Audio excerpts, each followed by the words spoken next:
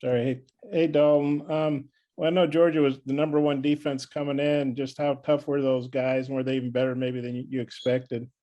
Yeah, it was a great football team. Those guys, they're coached extremely well.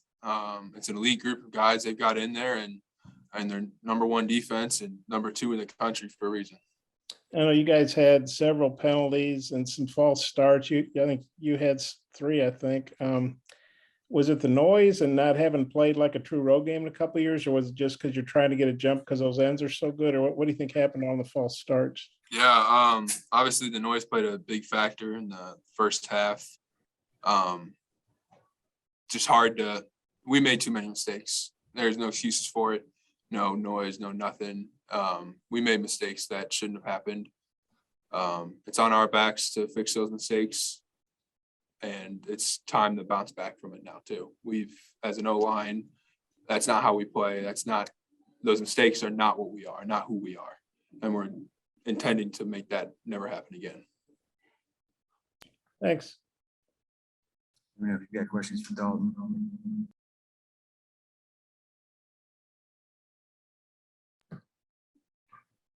Any more? Go ahead, Nate. Dalton, was the field position such that y'all just thought you never could get out of the hole as far as getting anything going offensively?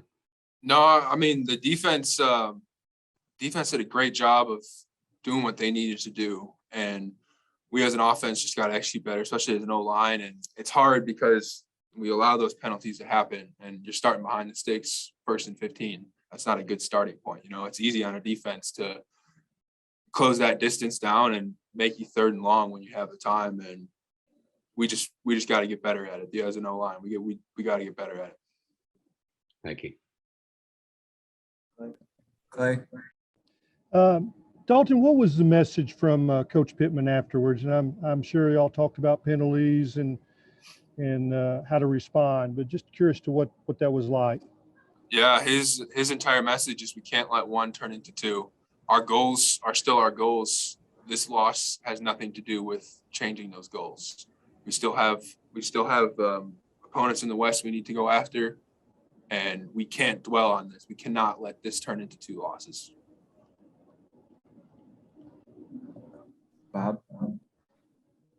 Dalton, you guys are averaging 30-some points, I think 35, some coming in. You've obviously played some other good defenses like Texas and A&M.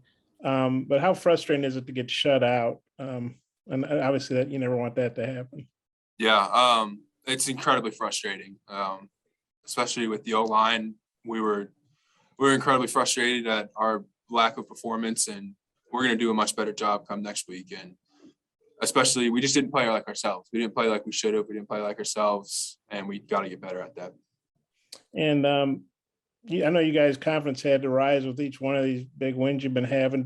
Does the confidence take a hit now, or how do you maintain the confidence that you've built with this early season success? I don't think the confidence took a hit, but the pride definitely took a hit today.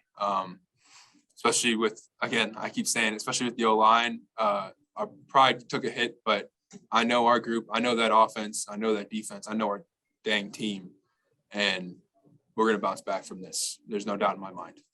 I would imagine a game like this would be, pretty motivating. Is it? Yes, absolutely. It is incredibly humbling, incredibly motivating. Thanks. Thank you. All right, that wraps up. Thanks, Dalton.